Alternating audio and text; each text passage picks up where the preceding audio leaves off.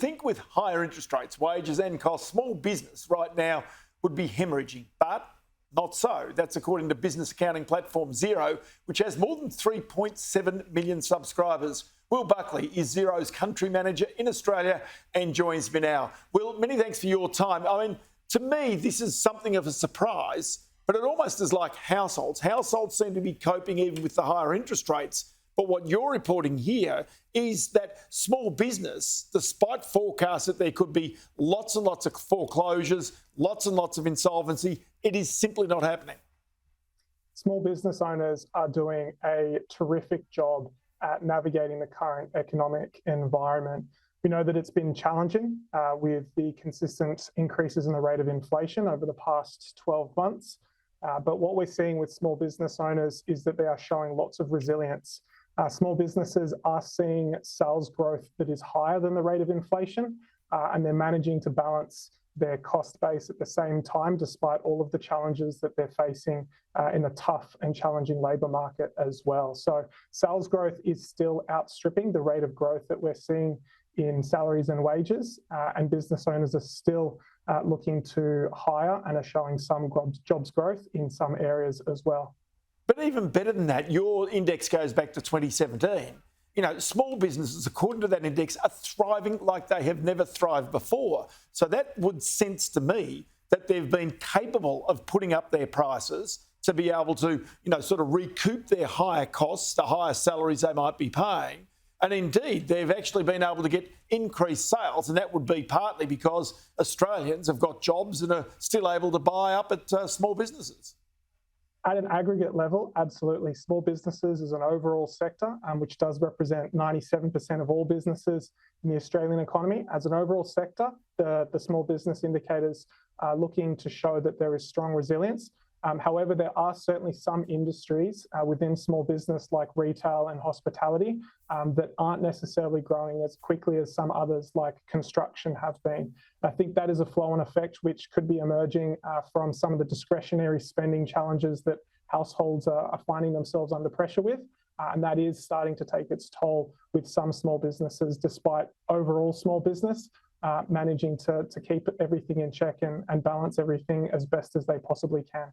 One area that's in the news this week is about casual employment versus full-time employment. The government wanting to bring in new laws that allows a person after 6 months, a casual employee, to say, hey, we want to be a full-time worker. Now, there's going to be some carve-out for small business, but this also goes to the heart of small business and their ability in tight employment times of being able to find the workers they need.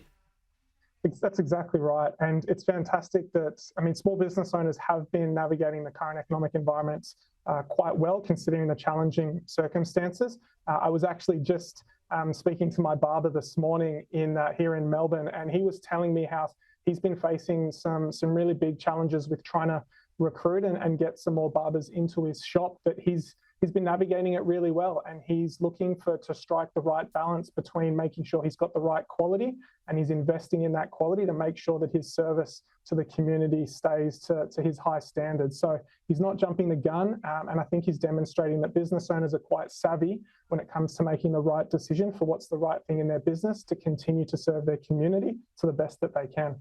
You're right about that, because this goes to the heart of Australia's economy. Because really, in many ways, it's when small business owners start to sell up or to basically have to go out of business and they've got their houses on the line that you suddenly get a knock-on effect on the housing market and a lot of other areas. But if they're able to maintain employment and keep themselves employed, then under those circumstances, the unemployment rate is not going to rise as quickly as many economic forecasts suggest.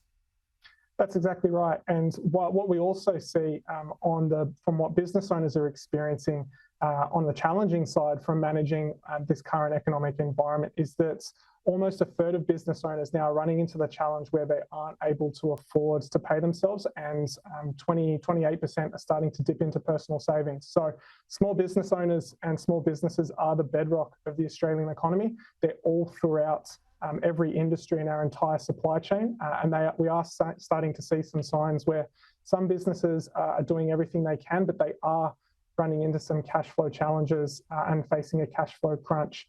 60% Xero data shows that 60% of business owners in the past 12 months have run into some cash flow challenges. So it's certainly not out of the woods yet, but business owners are looking to make the best possible decisions as we navigate this current and challenging economic environment.